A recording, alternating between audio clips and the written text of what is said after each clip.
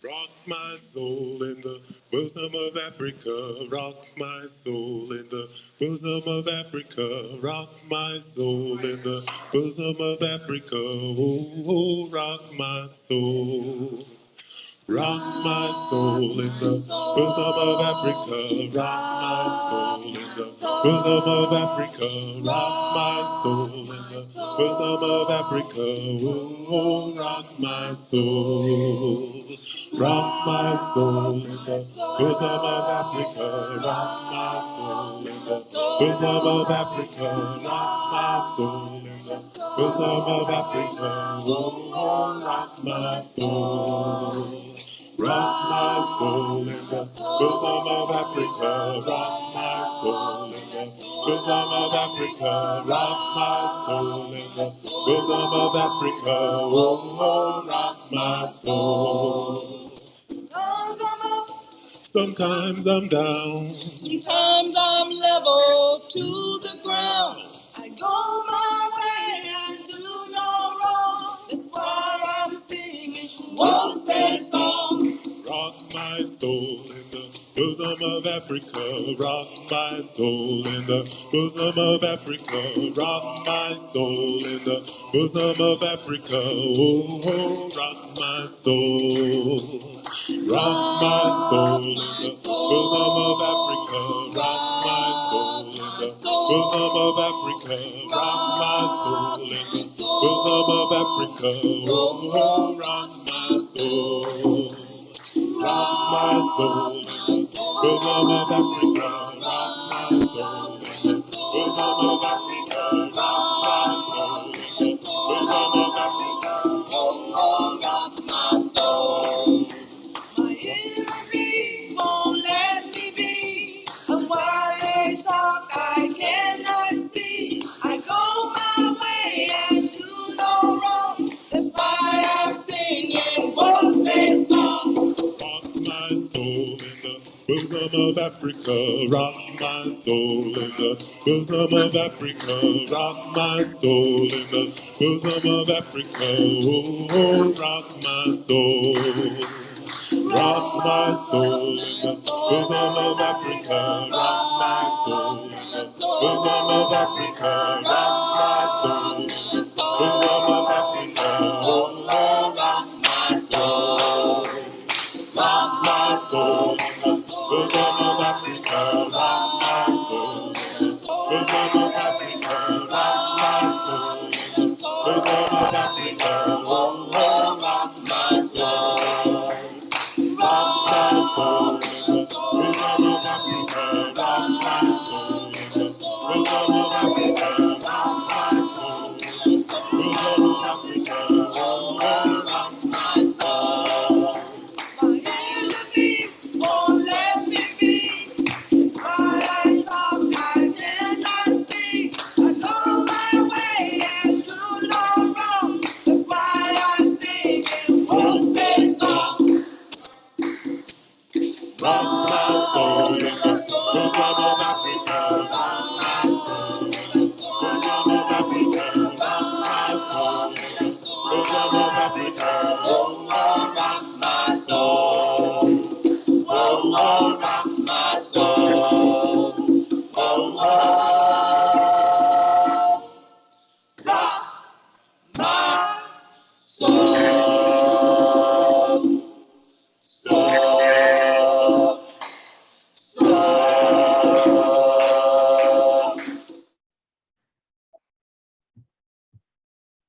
Ashe, Ashe. Good morning. I'm in Rahatap. I'm from Cincinnati. I am Rana Thurston, one of the ministers in training. I'm going to be your coordinator this morning. To get out of the way, a few things we want to acknowledge, and that is that we want to make sure all of our microphones are on mute right now. Just give it a check, give it a look-see. And I'd love to see all of your cameras on, but I know that's a big love on my part, and everybody might not be ready for that. But we haven't been together in so long that if this is our only way together, I would love to see your faces. I would love to see your grumpy faces. I'd love to see your happy faces. I'd love to see whatever it is that you want to share with our community today, because it makes me stronger and it makes me better. So if you're willing, be with us. If you have something to say, then please do turn on your microphone at that time and say it. And then remember, after you do such, to go ahead and turn it back off. And this is just to prevent additional background noises and coughing and sneezing, or me just singing along with the song because I forgot that I had unmuted myself already. Little things like that just to help the service go smoother. Also, if you have an identification under your face that doesn't actually say your name, it might say Samsung 15 or iPod or whatever, you might want to change that to your actual name, or someone may pull you out of the service and just identify who you are before bringing you back in. And that's just for safety. It's just to keep us all in a space where we can share in a loving way and we know who's amongst us, that's all, okay? I don't think I'm gonna say much more about that, it's pretty self-explanatory. Here at Woze, what we believe, what we practice is that we are a community of the sacred African way. The way is Ma'at, truth, justice, and righteousness. We believe the teachings of our elders and our ancestors that the Creator God created the universe and all life and has placed in each of us a part of the divine spirit. God living in us and through us has given us the right and the power to establish peace and justice in all human life and true harmony with all creation. We believe in the living faith of our ancestors. Our way is not merely ritual or belief. Our way is a way of life. Our way is not a random path. Our way begins with a coherent understanding. It is a way that aims at preserving the knowledge of who we are. It is with this conviction that we study the rich heritage of our African people. And I'm going to have to say that again. It is with this conviction that we study the rich heritage of our African people. The way is reciprocity. The way is wholeness. The way is unity and self-determination. It is creativity and collective work and responsibility. Our way is faith, purpose, and cooperative economics. Our way knows no oppression. Our way creates. Our way worships and praises the God of our ancestors. The way is life. The way only destroys destruction. Ashe. Ashe. Ooh. Let's everybody take a deep breath in. Deep breath. And exhale. One more time. Let's take a slow, deep breath in. And exhale. Ashe. I just felt the need to breathe with you and to be with you and to let those requests go up in our air, in our breath. Thank you so much for sharing that with me. Next, we're going to have our affirmation with the Teasley Youth. That's hard for me to say. Teasley Youth and Minister Alicia. Minister Alicia and the Teasley Youth, would you please come forward?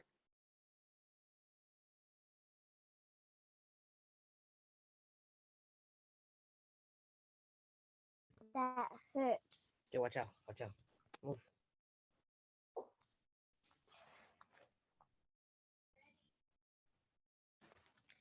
We will know God's truth to be free and self-determined. Creator, help us to remember the humanity, glory, and suffering of our ancestors and honor the struggles of our elders. Let me go. Let us strive to bring new vision and me to kill people. Let there be peace and harmony among us. Let us be loving, sharing, and creative. Let us work, study, and listen so we may learn, teach, and cultivate self-reliance. There we go. Grant us power, O Holy One, as we struggle to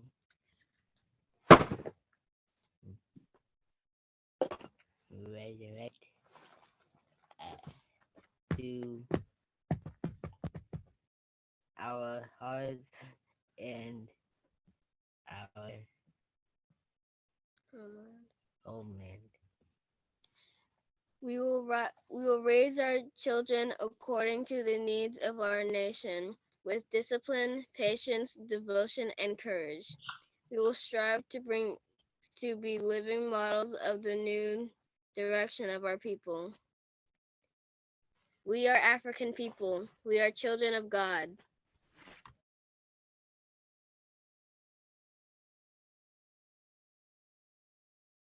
Ashe.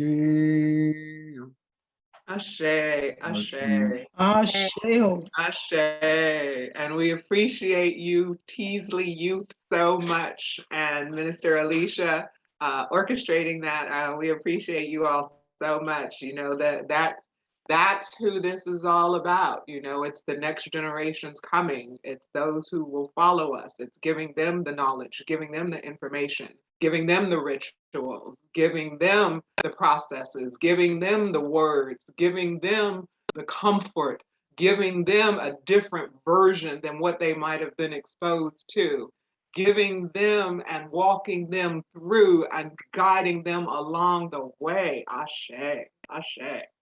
Next up, we have African survival skills with Sister Mariana, who goes by lots of different names, and I just call her Fire. So you can call her what you want, but to me, she's Fire. Hey, good morning, my people. Good morning. Good morning. Throw up that bow, throw up that ka symbol, put your arms up right to the Most High to give thanks for this day. You know me, I bring energy, I bring movement. Now, today I want to talk about something for African safety skills that we talk about often. We post memes about it. We talk about everybody else. But when it comes to it and our safety, we often don't make sure to get active ourselves. My people, today I'm talking about public health and safety, yes, but specifically mental health. Now, when we think about mental health, we usually imagine somebody in a straitjacket. We imagine somebody breaking down on the side of the street. Some of us don't want to admit it, but we like to imagine people that are living on the street who are in unhomed or displaced situations. But oftentimes we don't do full assessments on us, and we don't talk about our mental health until we're falling apart. And the one thing that I want to discuss with you today is, as a person that has worked in the field as a mental health practitioner for years now, I teach trauma-informed care in one-on-one sessions with organizations. I provide trainings all over the nation. One thing that we fail to look at is that when we're talking about mental health, it's performative or it's in reference or judgment of other people. And so what I want to do is bring it back to our African experience, to some of the traumas that we've experienced. Now, we'll talk about Dr. DeGruy and generational trauma. We will talk about how some of the young folks in front of us or coming up beneath us are experiencing trauma. But what I want to do in this moment, I want a very honest response. If you are currently seeing a mental health practitioner to help you deal with the stressors in your life, the traumas that you've had in the past, or the things that you're going through in order to just hold on in the moment, raise your hand right now if you are actively seeing a mental health practitioner. And I'm scrolling to see, I don't see no hands yet. I see one hand, boom, two hands. Okay, two hands out of several dozens and dozens of people here, right? Three, okay, Brother Molly, okay. Three hands. I'm still scrolling. No hands, no hands. Okay. So the reason why I'm mentioning this is because oftentimes, again, when we think of mental health, we think of it as a breakdown. We think of it as something that gets really extreme. But oftentimes, we don't sit down and look at it as regular maintenance, the same way we need to go get the crust scraped off our teeth regularly, which some of y'all, I know y'all don't do. So make sure to get back to the dentist, right? Quarantine is up. Y'all can get to the dentist, right?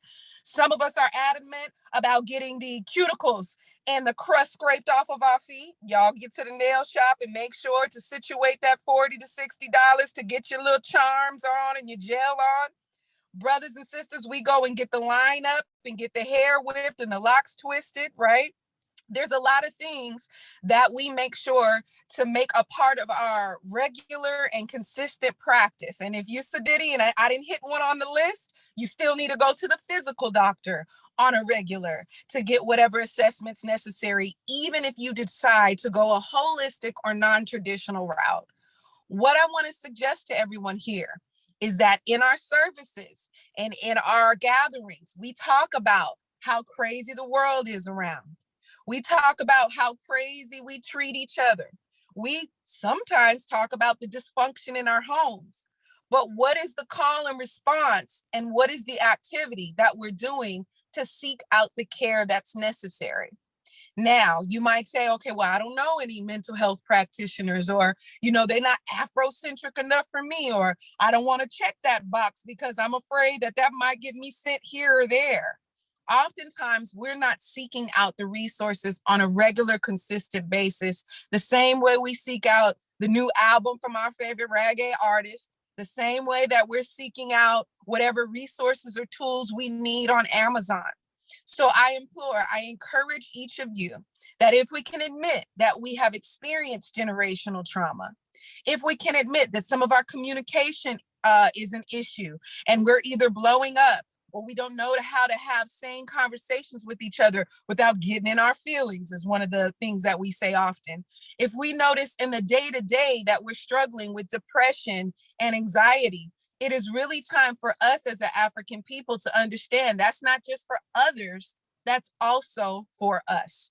I want to encourage you to understand that dealing with our mental health on a regular basis, instead of waiting for a crisis or a trauma, is what can help us with the consistent upkeep. And that's how it falls into safety awareness and crisis prevention. We want to do advanced directives when it comes to the issues in our minds. And it is impossible for us to have gone through the Middle Passage and some of the things that we've gone through without finding it completely understandable that we have some side effects. It shows up in our homes. It shows up in our collectives. It shows up in our villages. And yes, prayer is wonderful. Yes, meditation is awesome. Yes, putting our most beautiful cowrie shells and head wraps on and mud cloths on is beautiful adornment. But if we're not honest with ourselves, we can get caught up in performative Afrocentricity without the accountability necessary to be healthy, to be whole, and to be complete beyond our trinkets, beyond our songs, beyond our culture. So what I want to remind you to do is to start looking up resources in your area with intention. And should you find a practitioner and they ain't getting it right, they ain't hitting it right, the same way you've had African cuisine, Ethiopian cuisine somewhere and it wasn't your favorite, that didn't mean you stopped eating Ethiopian food. You just kept going till you find the right fit. Some of y'all been in love a few times. You didn't stop finding and looking for love just because it wasn't the right fit. So if you seek out your mental health practitioner and it's not a fit for you, I'm encouraging you to try again so that you can do the mental health and emotional hygiene work as a regular everyday practice when it comes to your mental health, when it comes to crisis prevention and safety awareness. If you are looking for someone, yes, I do provide this service. Let me tell you what my website is. Super easy. MissMariana.today. You can go there. You can set up your trauma-informed, culturally responsive healthcare sessions, especially if you Marwose people. I'm going above and beyond for y'all. Check it out. Find the resources. If I'm not the fit, there are others, but we don't find you and show up on your doorstep. It is your responsibility to seek out the practitioners that will help you with the personal struggles that you may have.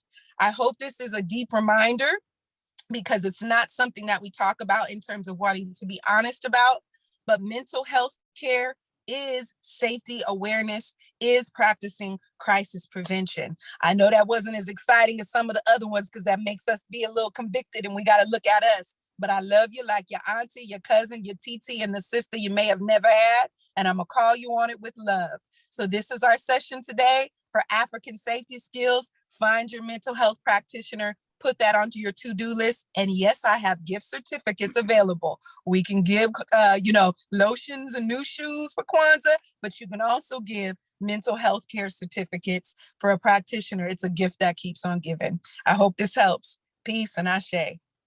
Thank you for your message today. Thank you so much.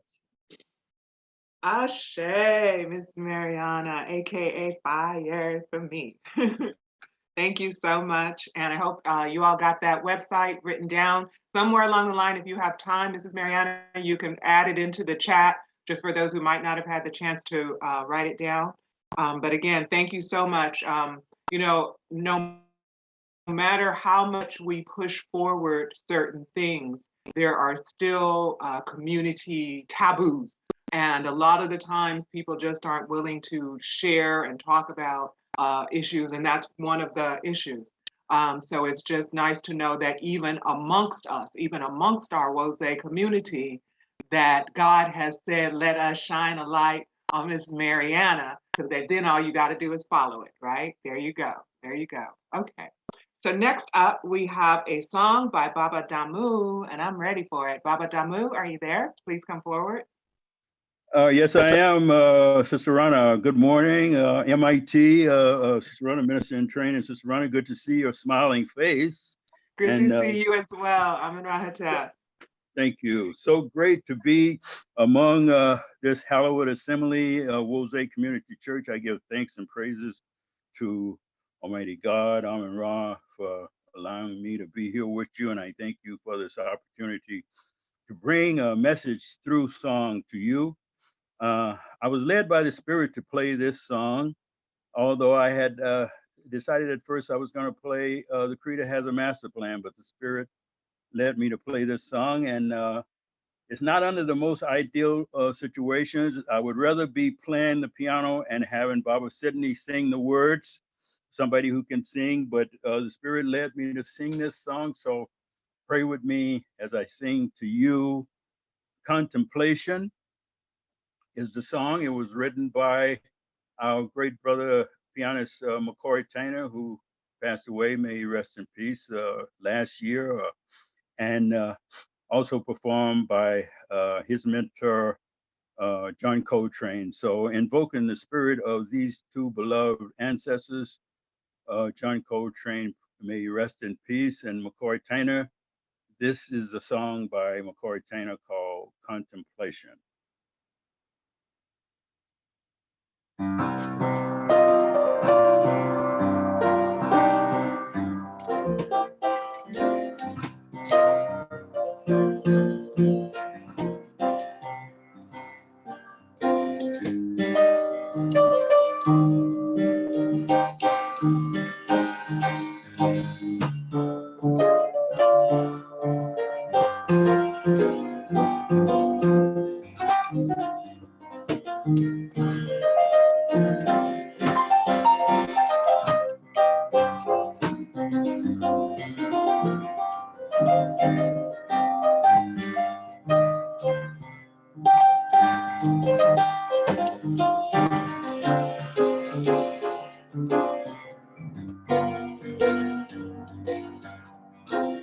Soul in a restful state,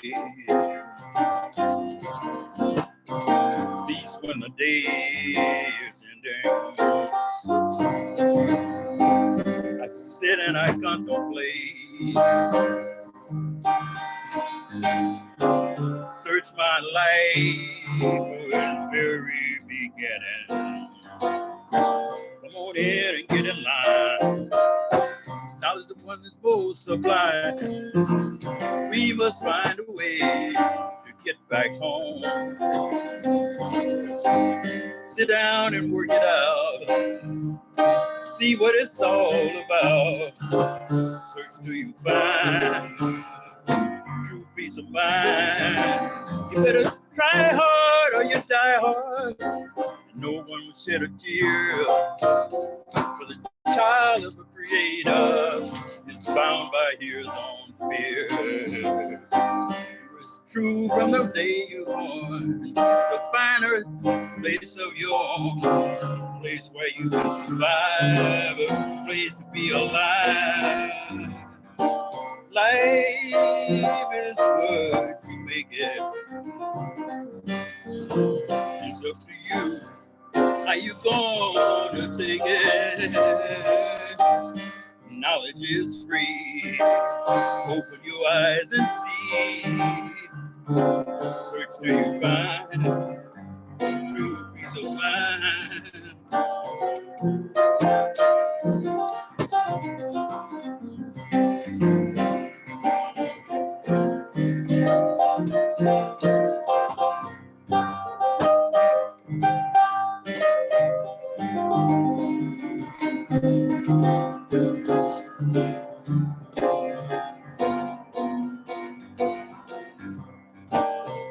Please let my mind be free. So my spiritual eye can see. I go home to another place. There to exist in the midst of God's grace.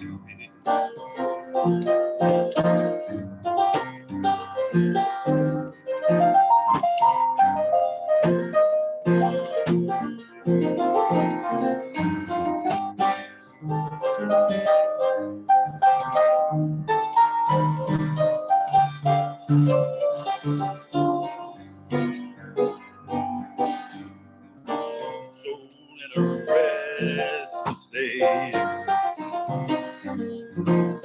Truth when the day is ending. I sit and I contemplate. Search my life for its very beginning. Contemplation. Sweet meditation. Yeah. Come on, you disconsolate. Time for you to relocate. Live in your mind. Leave the other behind.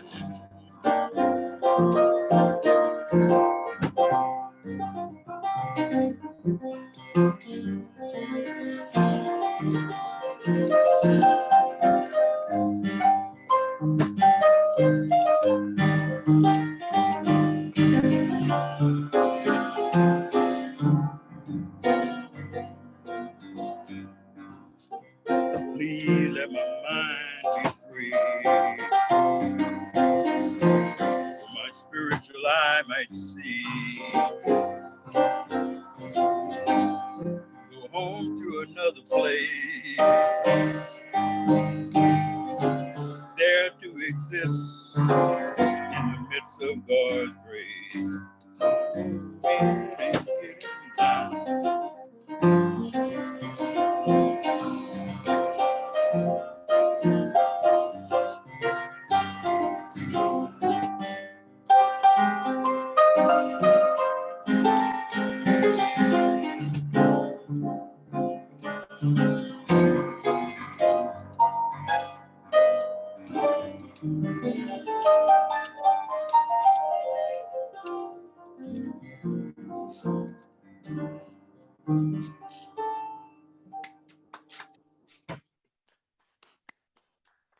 Ashe.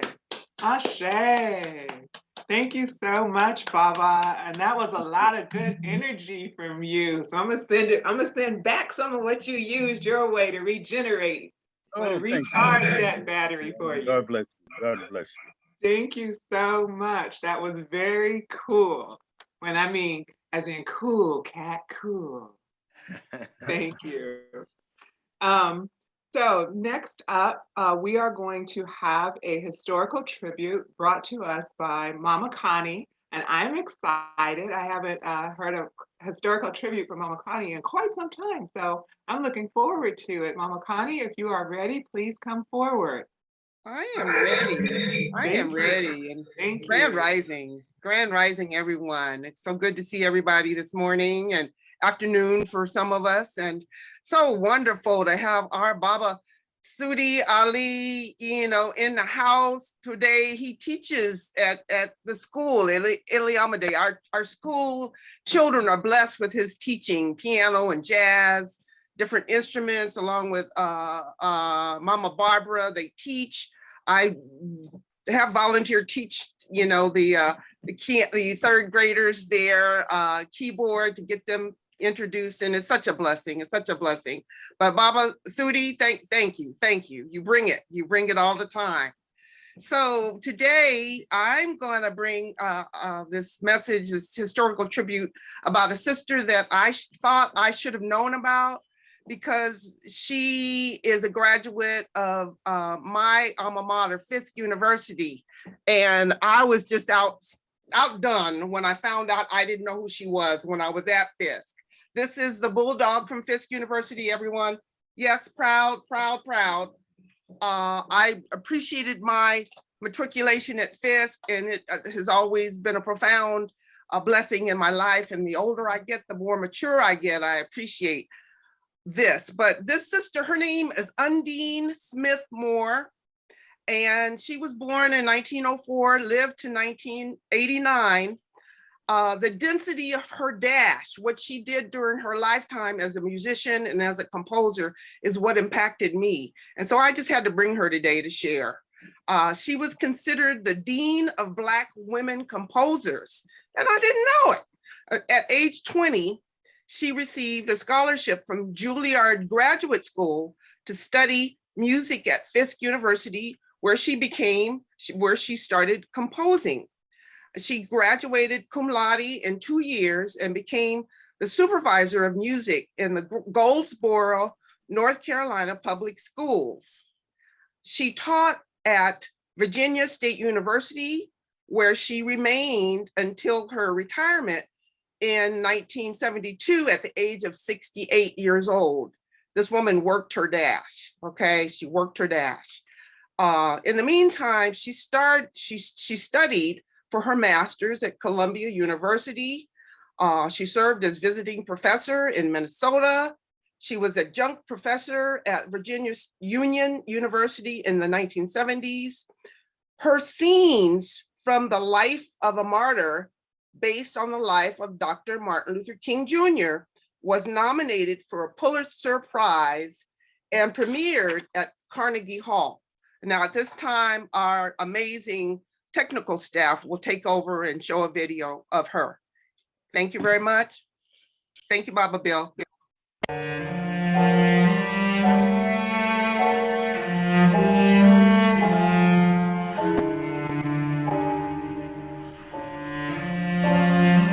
Undine Smith Moore was born on August 25, 1904, as the youngest of 3 children to James William Smith and Hardy Turnbull Smith.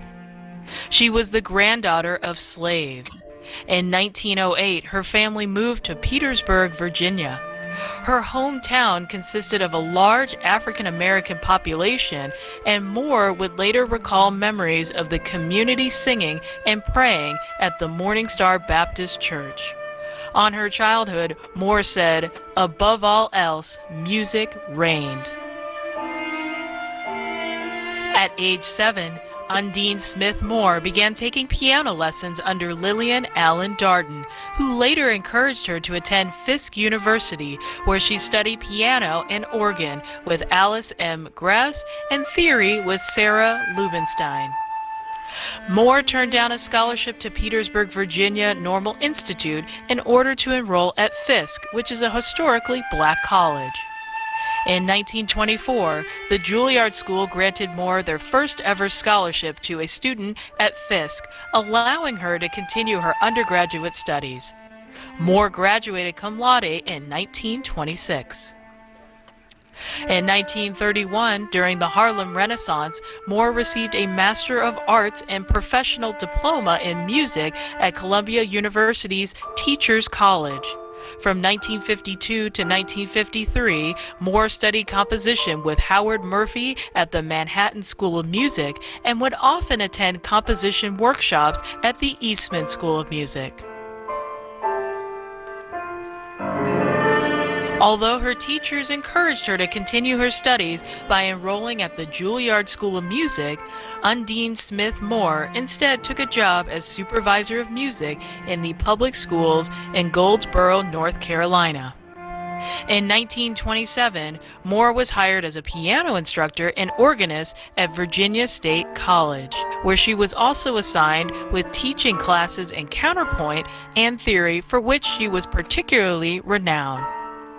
The college appointed Moore director of the D. Webster Davis Laboratory High School Choir, and due to the school's low budget, Moore would write her own music to cater towards the students' needs.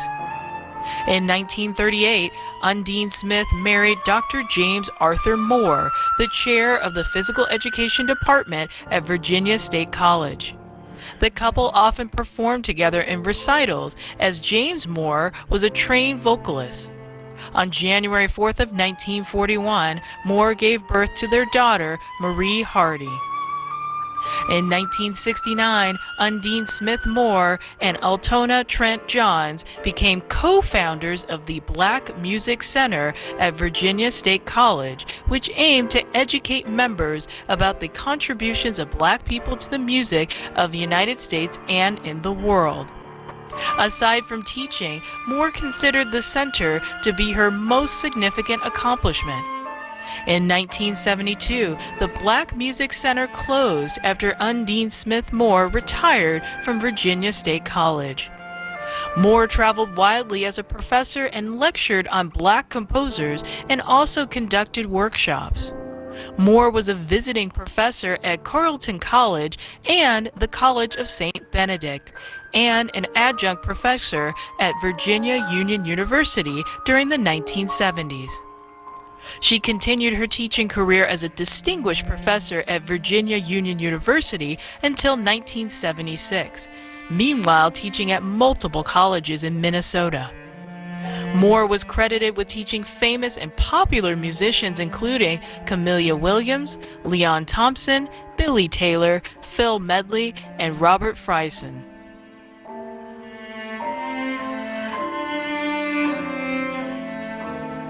Looking back at her years at Fisk University, Undine Smith Moore described her early compositions, especially her piano music, as having a general similarity to the music of Leopold Godowsky. Her compositional style did not include any African American elements, and Moore did not produce much music until 1953. Moore would transcribe melodies that her mother sang, which gradually inspired her use of African American spirituals in her music. Of these melodies and her adaptations of them to her music, Moore said, "The songs my mother sang while cooking dinner, the melodies my father hummed after work moved me very deeply.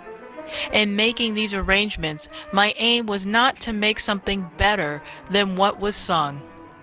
I thought them so beautiful that I wanted to have them experienced in a variety of ways, by concert choirs, soloists, and by instrumental groups."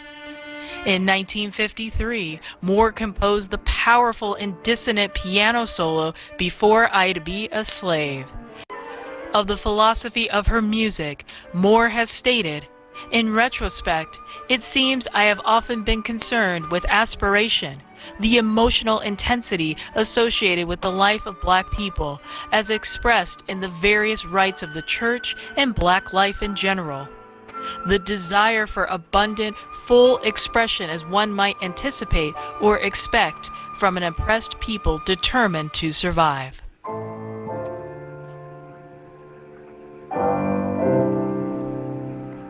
The works of Undine Smith Moore range from arrangements of spirituals to solo art songs, instrumental chamber music, and multi-movement works for chorus, soloists, and instruments. Although she composed more than 100 pieces between 1925 and 1987, only 26 were published during her lifetime. Moore wrote over 50 choral works, 21 compositions for solo voice and accompaniment, and 18 instrumental pieces. Most of this work occurred after 1950. The 1970s were Moore's most prolific years, with 27 works composed. In 1981, Moore's Pulitzer Prize-nominated oratorio, Scenes from the Life of a Martyr, was premiered at Carnegie Hall. The 16-part oratorio is based on the life of Dr. Martin Luther King Jr. and written for chorus, orchestra, solo voices, and narrator.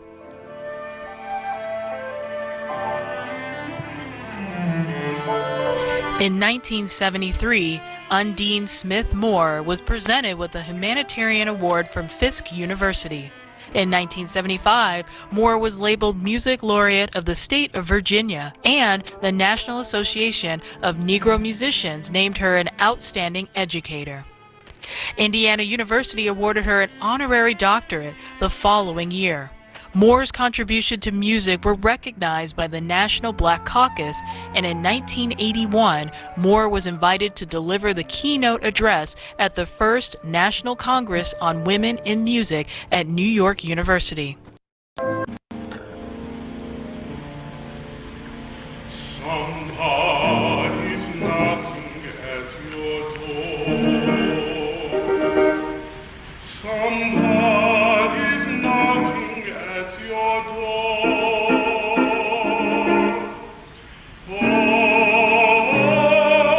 sinner, why don't you?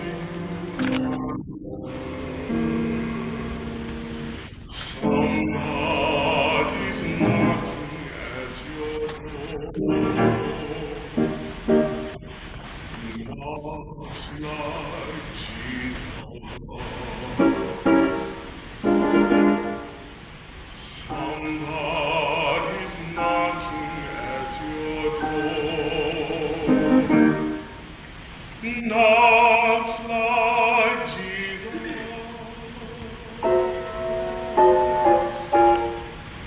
Somebody's knocking at your door. Knocks like Jesus. Somebody's knocking at your door. Oh, sinner, why don't you answer? Somebody's knocking at your door. So as I close this historical tribute, I just wanted to say, you see why she was called the Dean of Black Women Composers. 100 pieces of music, 26 published during her life. This piece, Somebody's Knocking at Your Door, she wrote. I looked in one of my music books and she wasn't given credit in the hymnal that I looked at, but we know the truth now.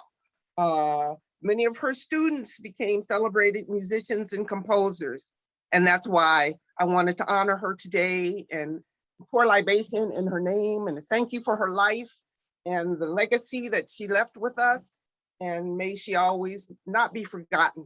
I say. I'm complete. Thank you, Sister Connie. That was excellent, beautiful. Thank you so much. We had to change over to my our phone. Computer decided to go out, so yeah. Okay. Thank you. It's okay. You all did it flawlessly. That was really good. Thank you so much. I know, with the really, help and thank you for the information. And thank you to MIT Brother Bill, Baba Jeff, Minister Imhotep for helping me with the technical part. I appreciate them. They made you look like an expert. You're wonderful. Thank you so much. Again, thank you so much. And we all can go and do our research now. And that's one of the great things about the historical tribute is that we do allow ourselves to go with, and I see this is why you guys are peaches and herb, because we allow ourselves to go not just with the people that we know about and the people that we're familiar with and the people that have already been in the books and the headlines, but we want to delve into those people that we don't necessarily talk about, those people we don't necessarily know about. In the same way that Baba Sidney this morning was saying, you know, call on those people close to you, call on those aunties, call on those uncles, you know, and the same thing that I don't know if you guys had planned it, but that message crossed over in that. This was a very important and substantial and phenomenal woman that I personally had no awareness of. So that's why we extend that to both of those areas so we can cover all the grounds, right? Thank you so much again. Thank you so much. Next up, let me add this, please. Just yeah. one thought that came from that really resonated with me, that Sister Moore said related to her life, I guess, as a youth, and I think it applies to what's going on with us as a people today. When she says, above all else, music reigned. And so it's something that we need to give attention to, I think, when we talk about what music are our young people being indoctrinated by. Absolutely, absolutely, absolutely, Minister, because it's so prevalent throughout our society. It's just a matter of what you're listening to, right? Everybody's listening, but it's what are you listening to? And as you said, a lot of our youth that are there now, you know, there's the rare few who grew up with some different generations, some of those aunties and uncles we're talking about, and some of those parents of a different generation where they kind of listened to what was going on in the household. But if they're strictly listening to the music from their generation, man, you'd be hard pressed to pick through it to come up with something of true substance. So I absolutely agree in that. And I also agree that just as a community, you know, looking into our music that we do, our choir, as well as AJ and all of those guys and the music that they do. I mean, we want to keep it coming. We want to keep them a part of what we're doing so that we can feed our brains with some good stuff. Yeah, there's harmonies that happen in chords of music that do very interesting things to your brain, but I'm not going to go there today. That's for another day. But thank you for pointing that out, Minister. So next up, we are going to have I think we're going to have a song by Mama Gloria, but Baba Jeff is going to bring it forward for us. Am I getting that correct? Hello, hello, hello. Yes, that's correct. Okay, thank you. So Baba Jeff, if you're ready, we're ready. And if you're not ready, we can do the Litany of Sacrifice and come back to you. On one, that's going to be Mama Debbie and Baba Damani. If they are ready, we're just going to switch the order. So if Mama Debbie and Baba Damani are ready, we're going to do the Litany of Sacrifice, and then we'll back up and do the song with Baba Jeff after that's over. So Mama Debbie and Baba Damani, are you ready? We are ready. Thank you so much. Come forward, please. Good morning, family, again. I would like to say that the Litany of Sacrifice, my focus this morning, is based on my experience from the Kushite Nubian Heritage Conference that Professor Menu Ampin was kind enough to expose me to. I was so touched by that experience. There was a poem during the entertainment section, and there was a line that resonated with me so deeply that I have to share it with you. It was just 4 words. She said, "My children, your ancestors." She said it twice. And I was just so deeply moved by just that connection. It meant so much to me. So I come to you this morning as a person who's been retired for 2 whole weeks. And I just have to admit that there is discomfort in change. I just want to be honest and straightforward with you about this, but you can't grow without it. And so as we come to this litany of sacrifice, I ask that you all reach beyond your current level. Hey, Baba, how you doing? Oops. Can you hear? I ask that you reach beyond your current level of experience to go into the areas of discomfort and think about what we need as a people and find your place to utilize your talent in Wose. Your gift is not just money, it's time and talent. It's whatever creative thing the Creator has given you. And so we are at a loss without your gift. And so I am so excited about this connectivity of all of us. And so as we go into the Litany of Sacrifice, I ask that you open yourself up to some new experience and growth and change. Thank you, Baba Bill.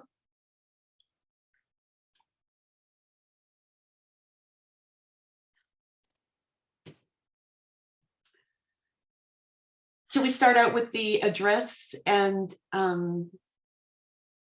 Sure.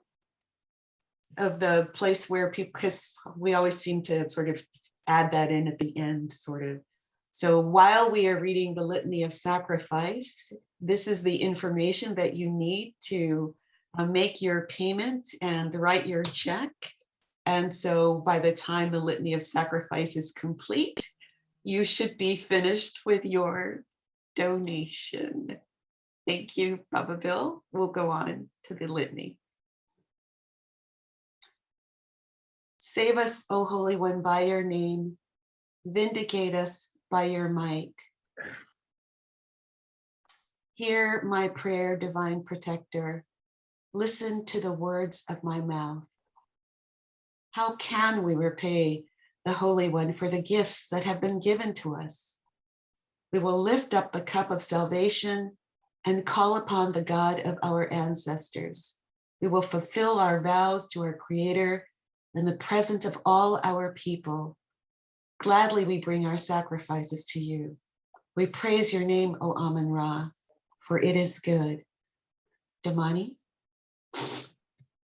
Okay. Amoja, unity. We shall strive to maintain unity in family, community, nation, and race. Kujijakalia, self-determination.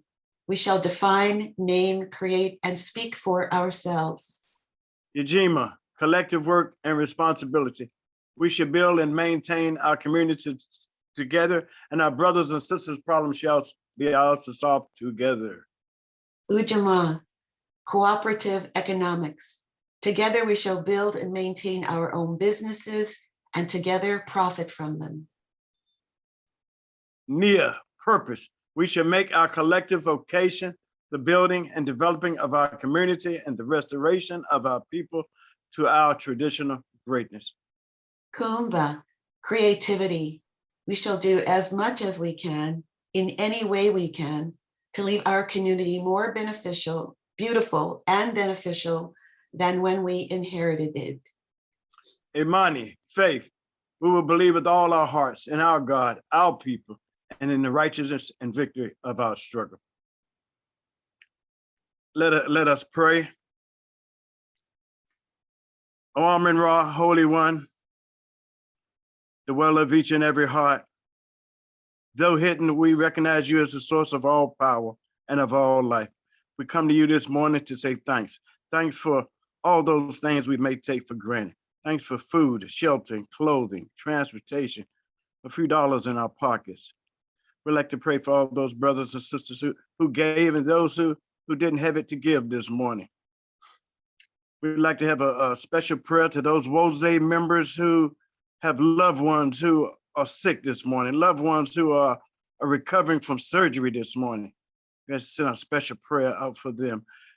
We'd like to pray for our brothers and sisters in Haiti this morning, our brothers and sisters of the human family who are on the southern border, our brothers and sisters of the human family, our brothers and sisters in the West Sahara, throughout Africa, North Africa, Central Africa, East Africa, West Africa, South Africa. We'd like to pray for our brothers and sisters in the human family in Palestine, our brothers and sisters in the human family, wherever they may be, who are suffering political oppression, who are suffering from economic exploitation. We'd like to pray that we all come together and think as one, and to organize as one, and to love as one. Oh, Amun Ra, help us, oh, Amun Ra. Help us continue to lead us, guide us, and protect us.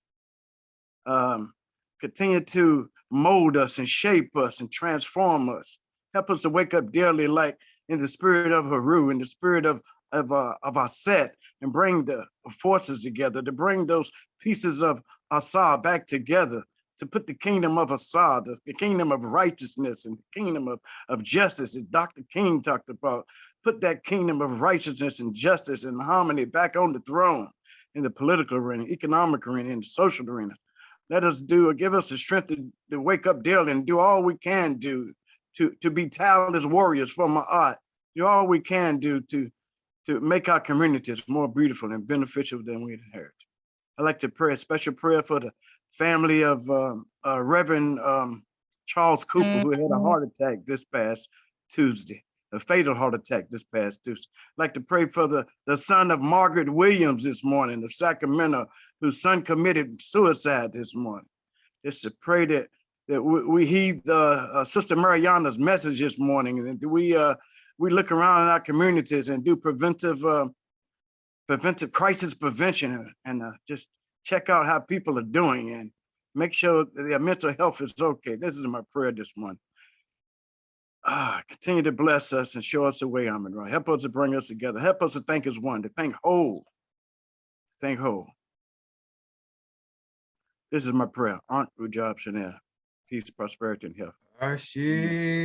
Oh, Ashe. Ashe. Ashe. Thank you so much for that. And Damani, where you been at Wellamatic? Well, we'll talk about that later, but where you been? Okay. So sidebar. Next, I am going to see if Baba Jeff has made it back.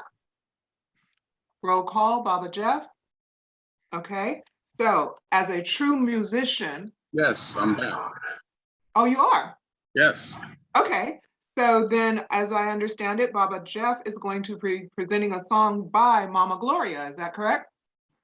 Yes, but I wanted to make sure I just logged back in. And did Mama Connie already do her historical tribute? Yes. Okay. We are waiting for you, literally. All right, very good. Okay. Just a moment. Okay. Baba Damani, are you okay in the? But are you okay in the meantime?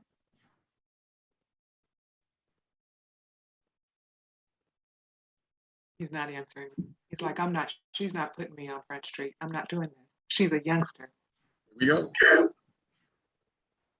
Are you calling me, Sister Rana? It's called Living in the Glow. It's okay. Living in the It's glow, okay. living in the flow of the Most High. Okay.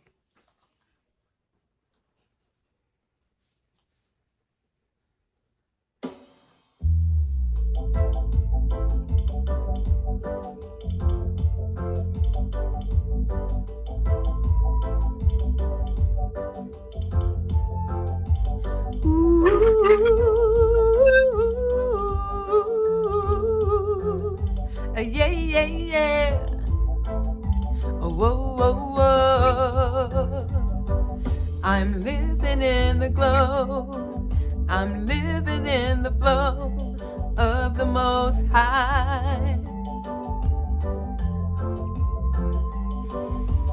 Jah lights my way, and on a cloudy day, I'm just fine. Ooh, yeah, yeah. There's magic in the air. Love is everywhere. There is no limit. No, no. The Creator, she is me. And as far as I can see, I'm just fine. Fine, fine, fine. Not so long ago, I couldn't find my way, and life was so very cold. I had to face reality, but in the stillness of the night, she said to me, you gotta live in the glow, live in the flow of the Most High. Yeah, yeah. Jah will light your way, And on a cloudy day, you'll be fine. Yeah, yeah. 'Cause there's a magic in the air. Love is everywhere. There is no limits. No, no. The creator, she is me. And as far as I can see, I'm just fine. Fine, fine, fine. Now as the days go by, her voice was true, she never lied. There's so much more that you can do when you remember what you gotta do. You gotta live in the glow, live in the flow of the Most High. Yeah, yeah.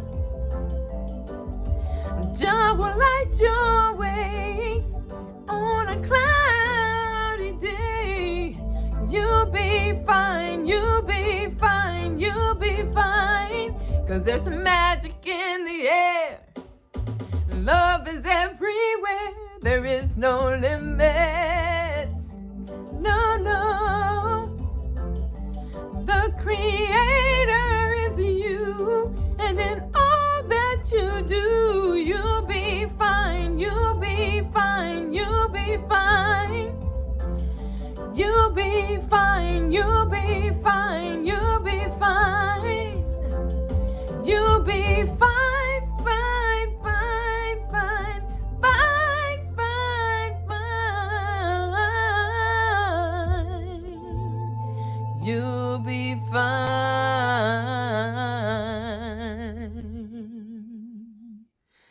Remember to live in the glow.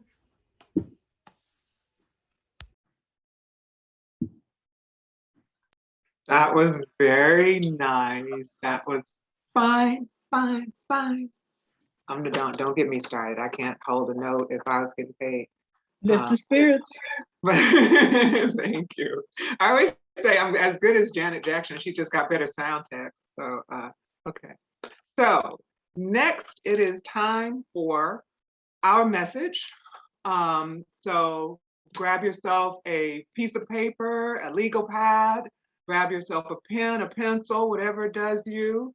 Grab yourself some water so we don't have reason to get up for that. And we are going to bring forward our minister, our one and only, our Sacramento to Oakland and West Side and back with something good for us.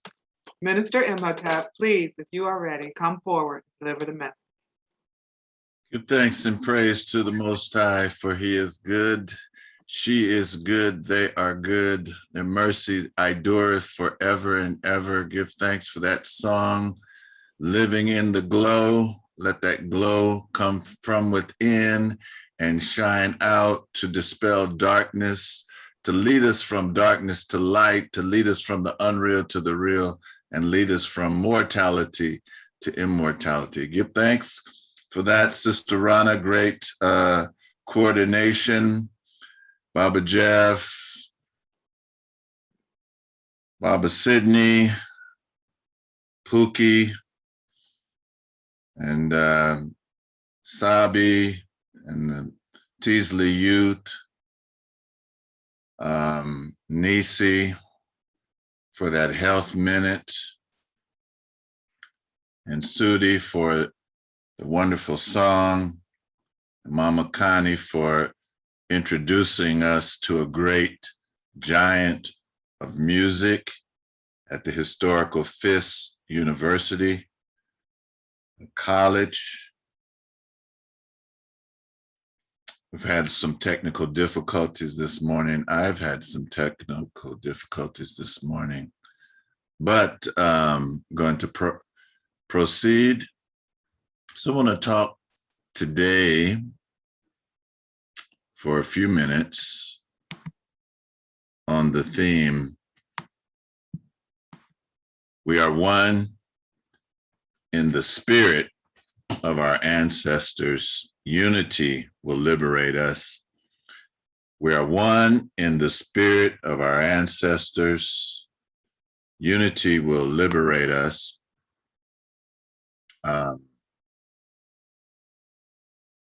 Struggling with if I should play this video. I could not convert it to MP4. I reached out to Brother Bill, and it's ready to go if you want it. I know it's hardcore. There's one, so it's in a cartoon form, and there's one word. It has the F word just for a few seconds, but you'll be able to see it. But other than that, go ahead, Bill. Play it. Play it. We still share the slave consciousness of our great-great-grandparents. We are of the same mind to a great extent that they were.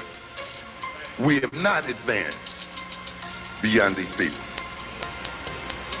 How can I say that? I generally ask a series of questions. You say that slavery has nothing to do with you and slavery was back there.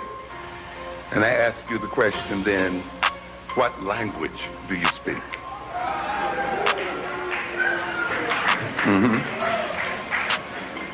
When did you learn that language? Was that the language African people were speaking when we were taken into slavery in America? In other words, the language we speak at this moment is what? A slave language. The language that our slave ancestors were forced to learn. And we still speak it, and you can still hear the pidgin, the Creole, and the other kinds of stuff in our language right at this moment that they had to go through. That language, with its words defined by history and by an experience, is the language we use today to guide our behavior. It's the language we use today to talk to ourselves. It's the language we use today to learn about ourselves and to learn about the world. It's the language today we use to try to understand ourselves. Is there no wonder then that we are still confused? So we have not escaped slavery because we are still using a slave language, and we speak the language of slaves. What kind of food do you eat? You say soul food? Was that the food of African people? Slave food. The food that we find most satisfying, the food that we find that sticks to our ribs, the food that we call down home, a food that we learn to eat in the quarters. And yet we dare say that we have escaped slavery, that we have nothing to do with those people back there, that was back there. When our whole very social life and social relationships, our very definition of ourselves as a people, our very attempt to commune with ourselves is mediated by the food of slaves. Understand what I'm trying to get at? And how can you say that you exist in a different consciousness from another people? What kind of uniforms are we wearing? Huh? What kind of clothes are we wearing? Were these the clothes of African people? Huh? This is what we got to look at. Yes. What is this to say then that we've escaped slavery? What kind of names do we respond to? Yes. Yes.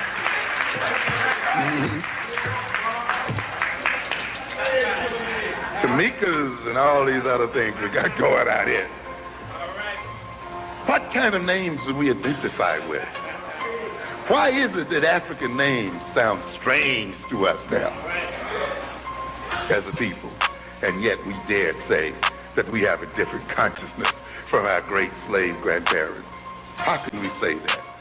We are still in the same consciousness, and we are still in the same position because we are still servants of the white man.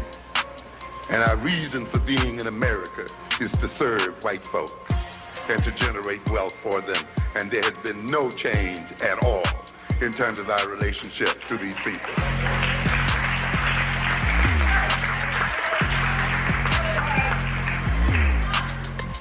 The values that we pursue are slave values and the values of servants. The social relations that we create and interact with were built and developed during the periods of slavery. We have not escaped it at all. But it is time for us to change the slave consciousness, this consciousness of servitude that is still too much with us today. And ultimately, we ask the question that's closest to home for a lot of people. When we claim that we've escaped slavery, and the slavery was something back there which had nothing to do with us today. And then I ask you the question, what kind of God do you worship?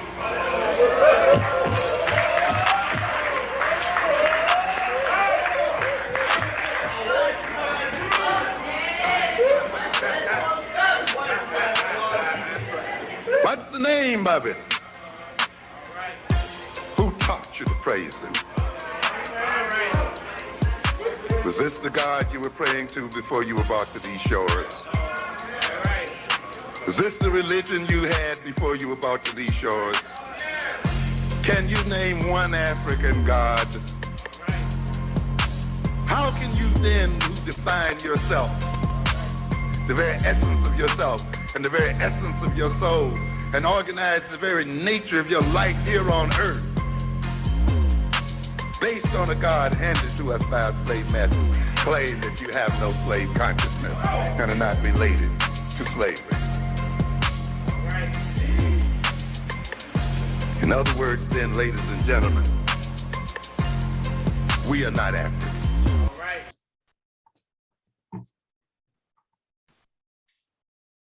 Thank you. You know what? That tape cuts off that very last part. It cuts off because he says we are not African. He says we are possessed by spirits and demons. And when we speak, it is not with that African voice. It is the voice of that demonic presence that uses our lips to speak its own language. That was the main thing that I wanted out of all that video. I want to thank Minister Alicia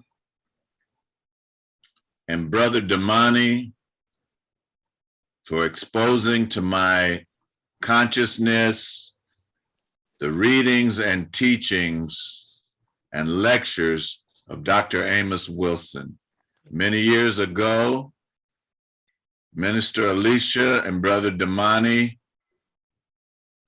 had missionary zeal to get across the teachings of Dr. Amos Wilson. Brother Damani said Dr. Amos Wilson so much, I thought his face was going to transform into Dr. Amos Wilson.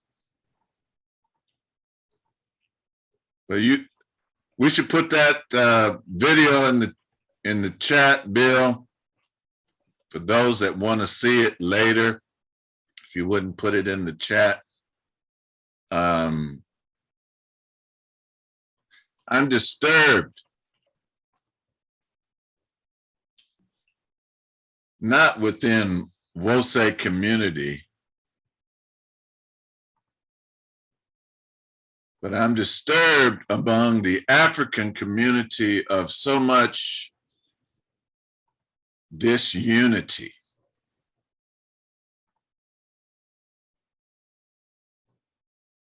I'm very feeling.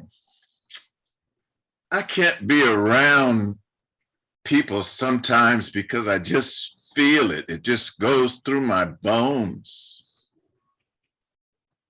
I have to take a break from craziness. Sometimes I feel like, you ever see Head of State?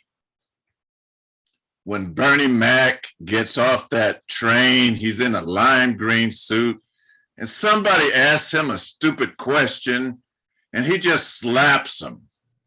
And then he comes on, and then another person asks him a stupid question, and he just slaps them again. And then a brother comes in with some craziness, and he just winds up, and that's how I feel sometimes. I know you're surprised, you know, Mo is so calm. You know, he's always composed. But sometimes I feel like that, you know? I don't like disunity. I don't like Black people not cooperating with each other. There's a show, and I don't watch it. My wife was telling me about it. It's called Big Brother. And I guess this past week, the Black people on Big Brother kind of joined together, and they were the last ones on the show. You know, they formed alliances, and you know, however the show goes, I never watch it because it's just crazy to me. Okay, just again, if it's crazy, I'm trying to minimize my contact with crazy. You know, if it's crazy, okay.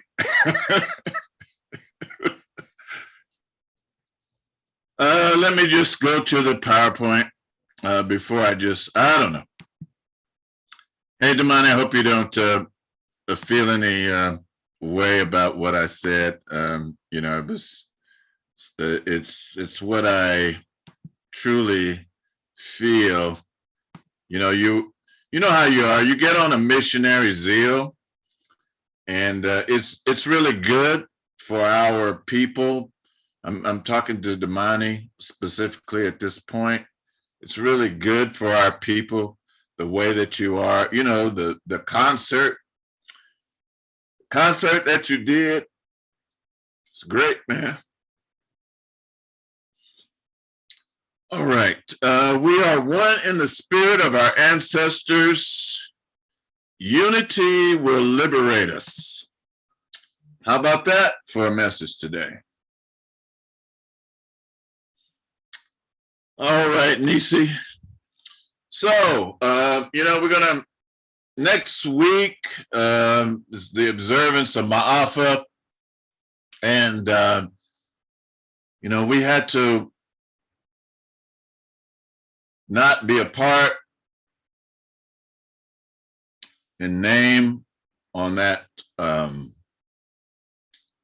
celebration. There may be people going out to Mission Beach, but we'll say officially will not be a part.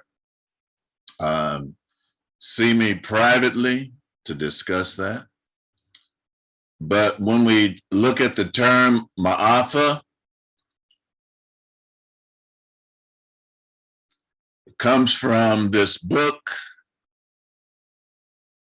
Let the Circle Be Unbroken, by Marimba Ani.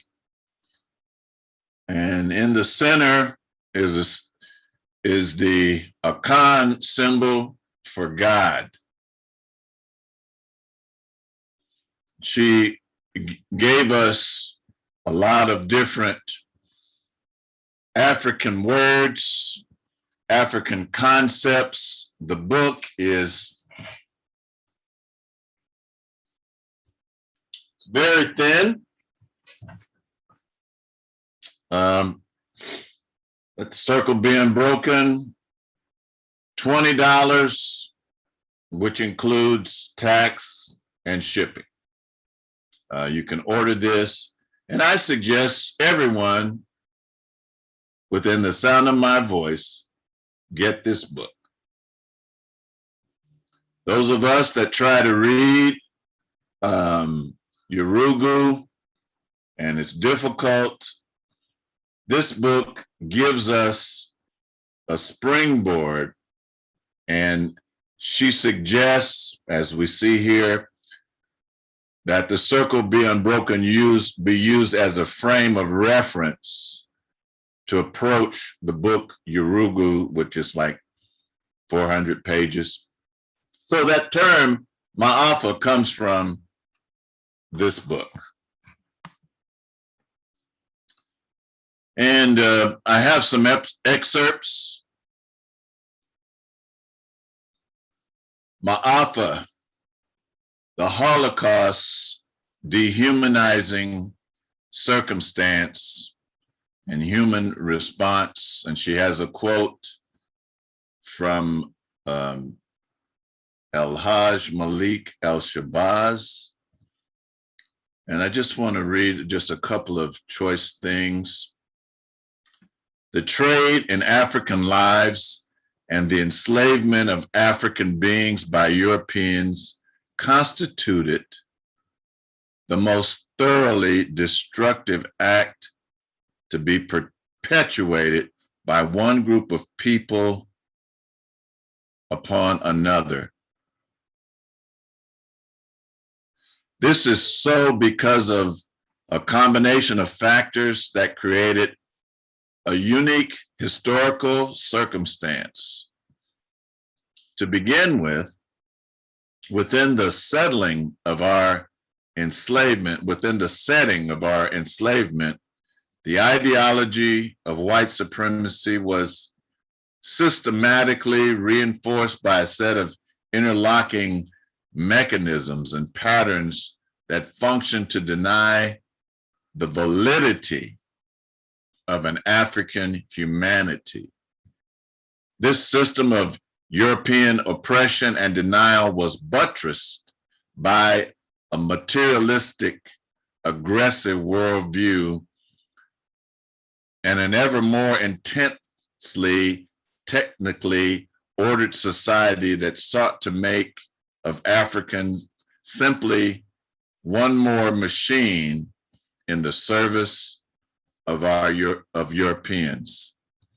That's what Dr. Amos Wilson was talking about. The reason why we're brought here is to serve this system, and not much has changed in that relationship.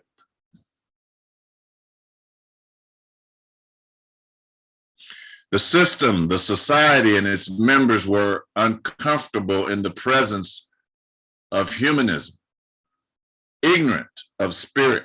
They had become accustomed to living in a materialized universe, to behaving as though spirit did not exist. Their ideology dictated that they create inferior objects in order for their self-concept to function positively within the context of their system.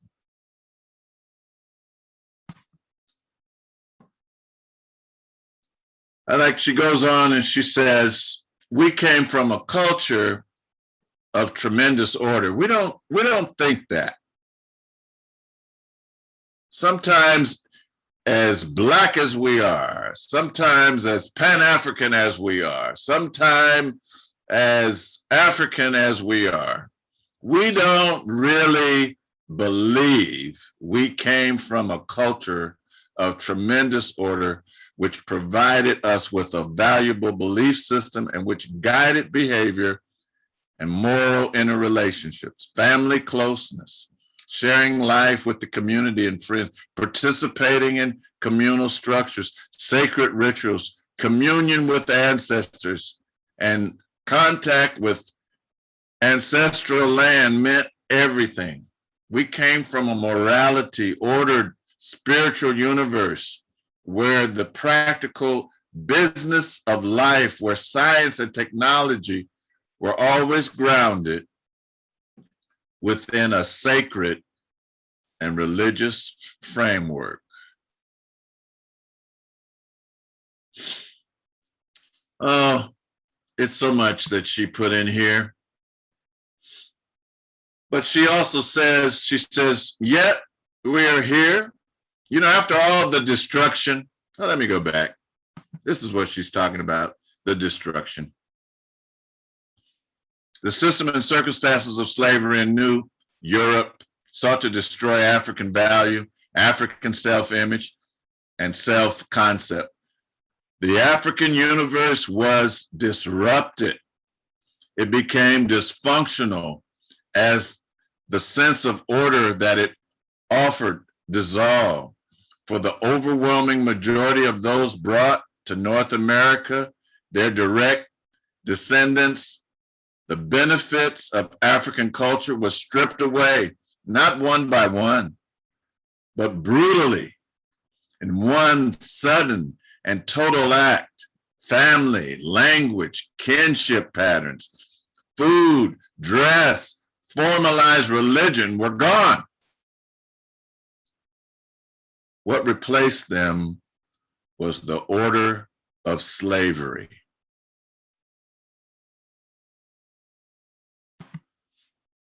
But then she says this, after all of that, Ma'afa. By the way, when I'm out chatting with my friends and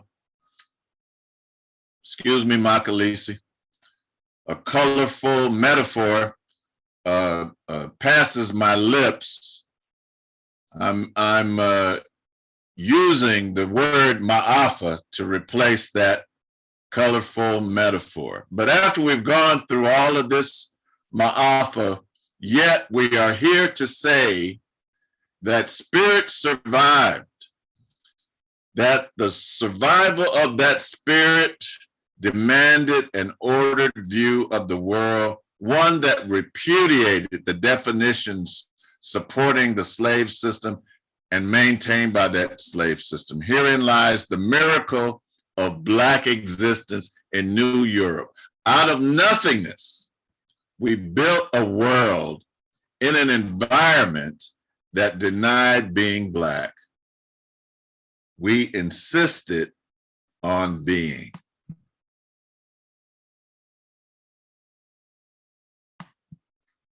I'm just going to go on. Now I'm in Destruction of Black Civilization. Sister Afua, Mama Afua, Auntie Afua, she'll leave a message. That's what she'll say. She said, Minister Imhotep, you started this year out by saying unity should be the theme. What did you mean by that? What I meant by that was that we don't need to look at ourselves as just Wosay Sacramento or just Wosay Oakland. We need to just look at ourselves as the movement of the sacred African way. We need to look at ourselves just as Wosay community.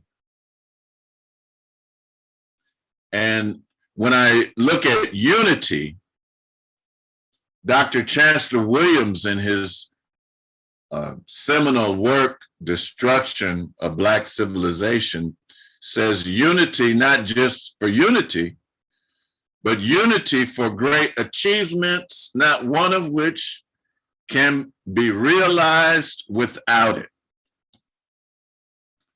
The great understanding should be that the unity we seek cannot be achieved by organization alone.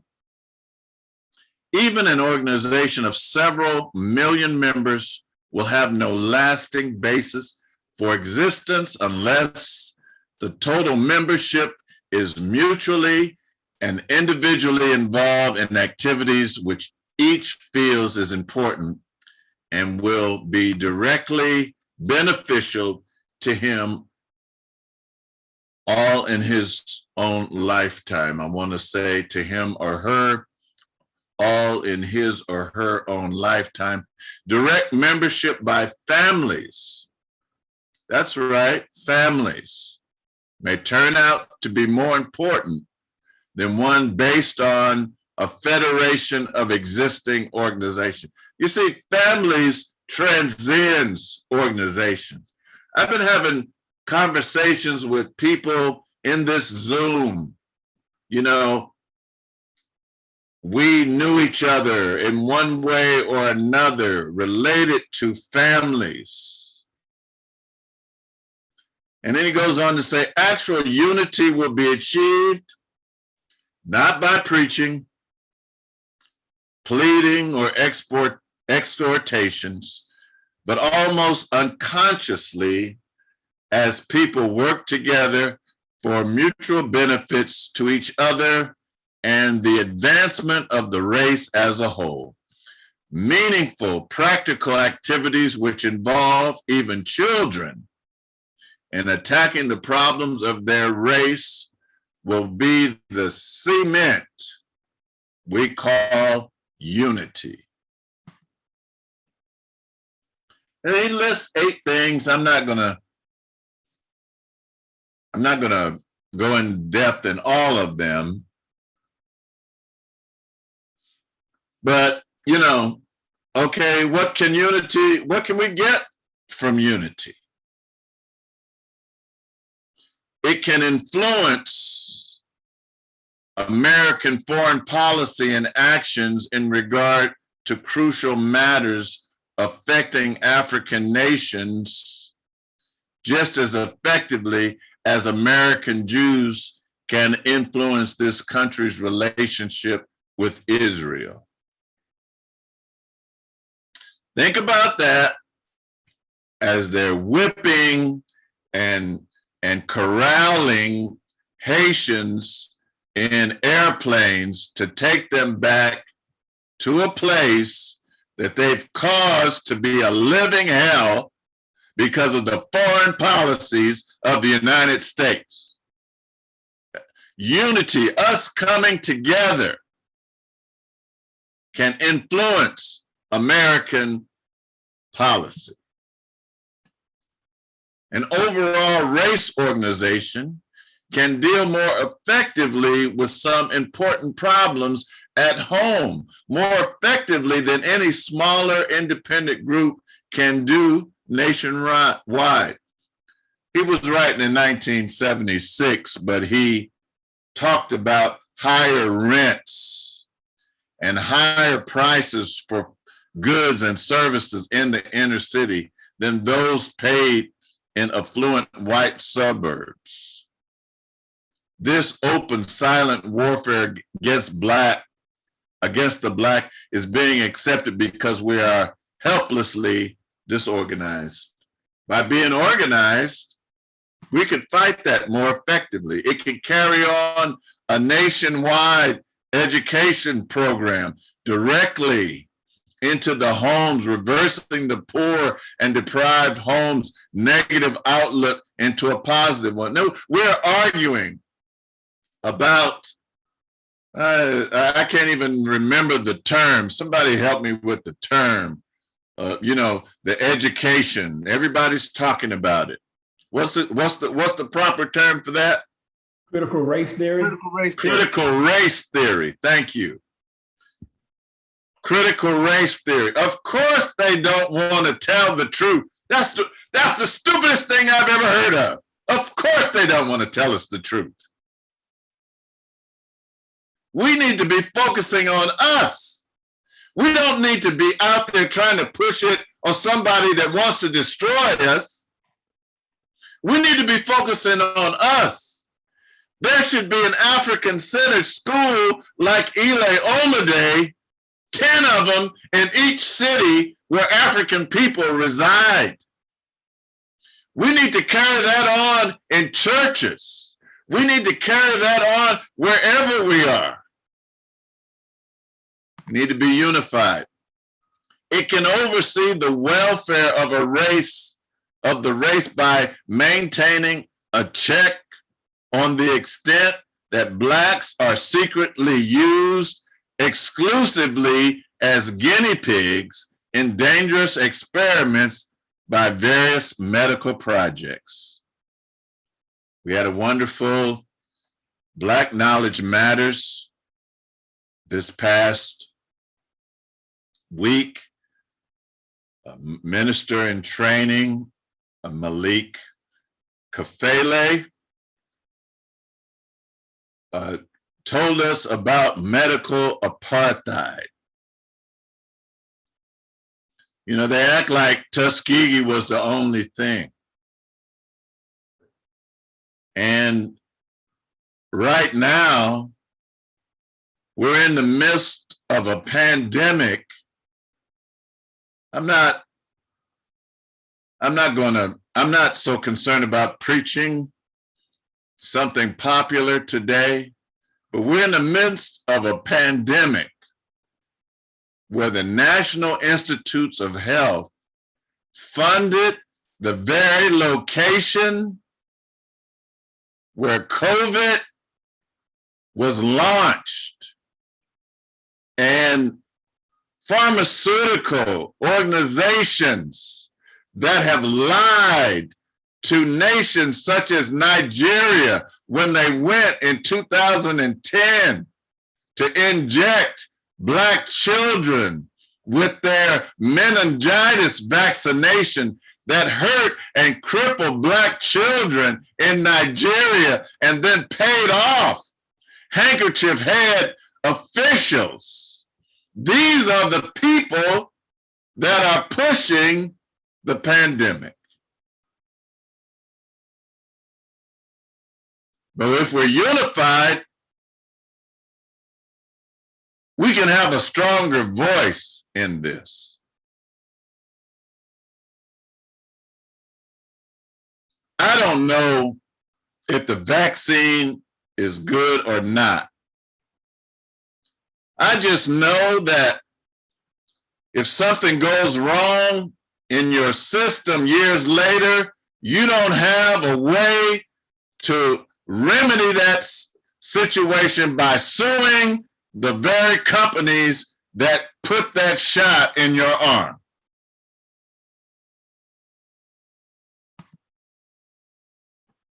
Such a race movement would be superficial indeed if it proceeded without its principal foundation, which is the ownership of vast tracts of farm, timber, and timberland in various parts of the country.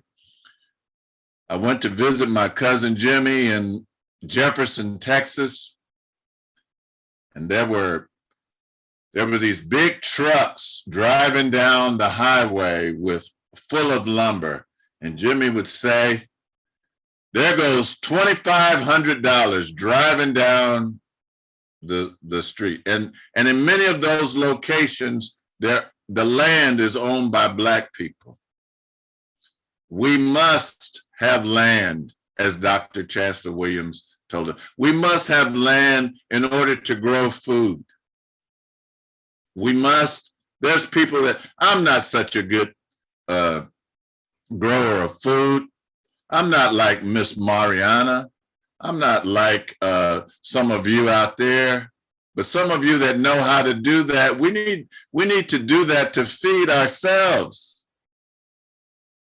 Because we're eating food, think about it now, we're eating food that don't have no seeds. That's something that's been genetically altered. What does that do to your system in the long run? What has it done to the insect population, where 80% of the insect population is decimated? You don't even see butterflies. If you do, it's a rare occasion. You wanna grab your camera and take a picture.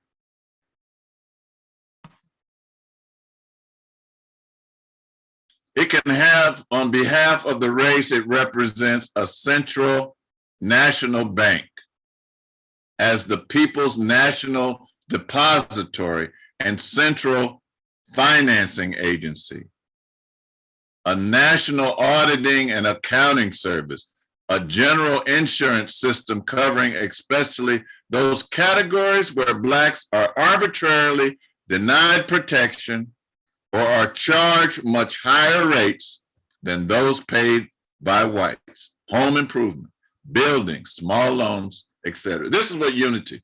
People say, well, what can we do with unity?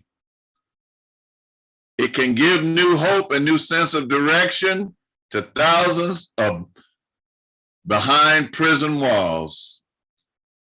They open up the prisons today. We would not be in a position right now to help those that have been incarcerated. The great change in outlook and new inspiration that would come to Black children and youth are immeasurable.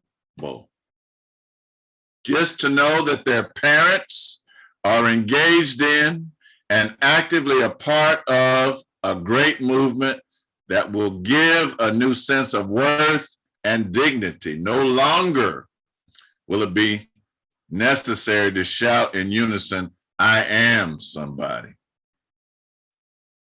He's clowning Jesse. Isn't it funny? Those of us, those old Pan-Africanist heads, that Jesse Jackson is the one. We were already calling ourselves Africans. Those in the late 70s, we were already doing that. We had left Black. Those of us that were raised in the 60s and 70s, we went through a tremendous change. We went from colored to Negro to Black to African. And then Jesse came in and said, let's call ourselves African American. And we jumped right on that. But he's clowning at me where he's saying, no longer will you have to say, I am somebody. Yeah, that's right. When children watch us in our working together, in our harmonizing together, in our laying it on the line for us and them and future prosperities, they will get a new sense of dignity, a new sense of inspiration. So that's why our theme this year has been unity. I know I've gone over time, but I had to say it. I had to say it, Sydney. I had to say it. I had to tell you that unity, we are one in the spirit of our ancestors, and unity will liberate us. We need an exorcism. We need to be denegroized.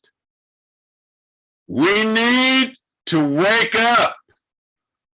Wake up, bless up, love up, live up. Ashe. Ashe.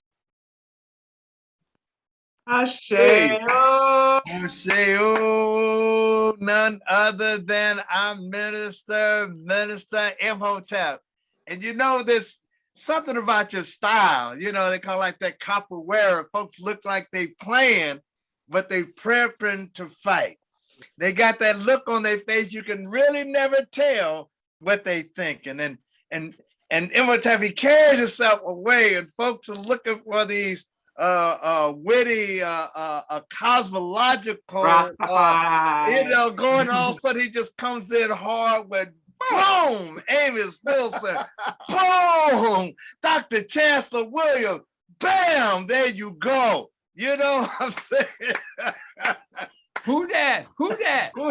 I'm telling you, I am telling you, beautiful, beautiful, beautiful.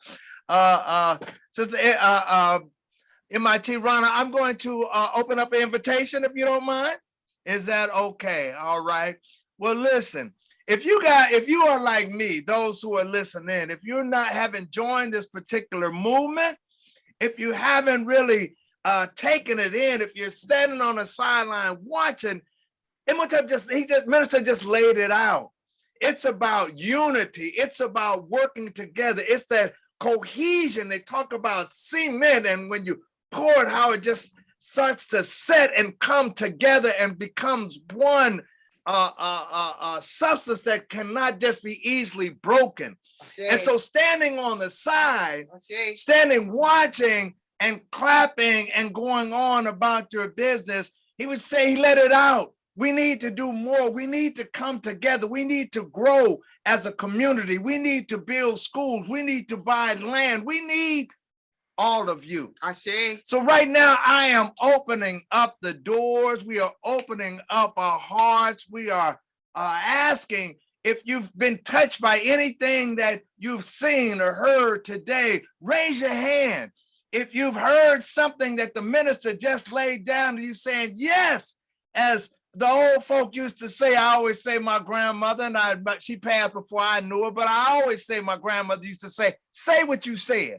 I can't put it in those articulate words like the doctor just put it down, like the minister just laid it down. Like it said, I may not be a mechanic, I may not be a engineer, but what I know, the philosophy of African people building us up as a community. I see.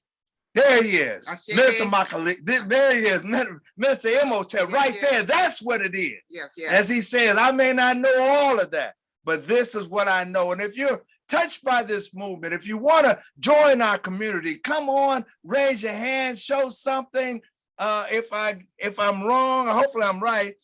Maybe Baba Ty might come in and tell new members or someone who wants to be a new member, or if you've signed up and waiting for your class to shed a little light on that. Brother Ty, Baba Ty, are you around?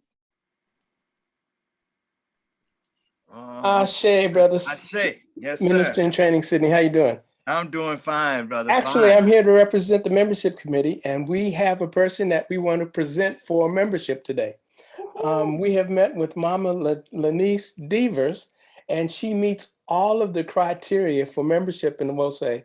And so we want to present her for a vote today. So Mama Latrice, are you here and are you ready to be voted in? My name is Lanice. Not Lanice, I'm sorry. Mama Lanice, I know.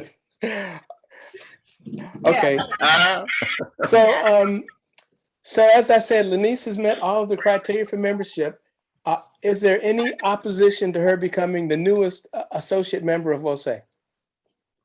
Hearing none, let me welcome Lanice as a new member of the WOSE community. Thank you. And Mama Lanice, would you like to say anything? No, thank you. I want to say on behalf of Lanice, if she'll let me, she's an old friend of mine. We're classmates at San Francisco State. And Lanice is probably the rootsiest person that I ever met. She was doing it. She was bringing her own water before people were putting it in plastic bottles in the 70s. And she's always been a strong Pan-Africanist person and a strong believer in the liberation of African people. So I feel encouraged that she's joined today. Shay. Shay. All right. Well, welcome. Thank you. Welcome. Ashe. Welcome, Mama Lanice. Okay, so next thing we're going to do is we're going to go to Lift Every Voice and Sing with Baba Damu. Baba Damu, are you there? You ready to go? Oh, yes, I am, Sister Rana. I am ready to go. Yes. Let's do it.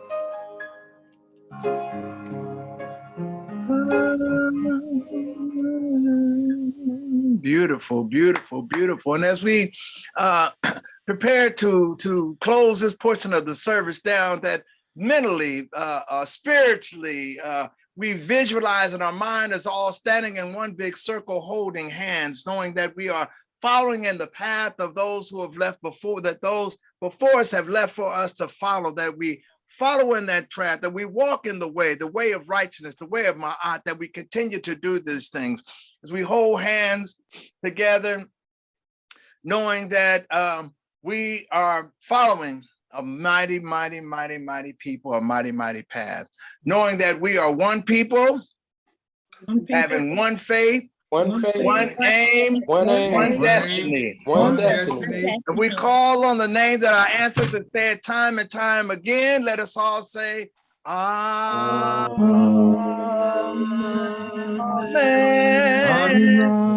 You are the most beautiful people on the face of this earth. I say.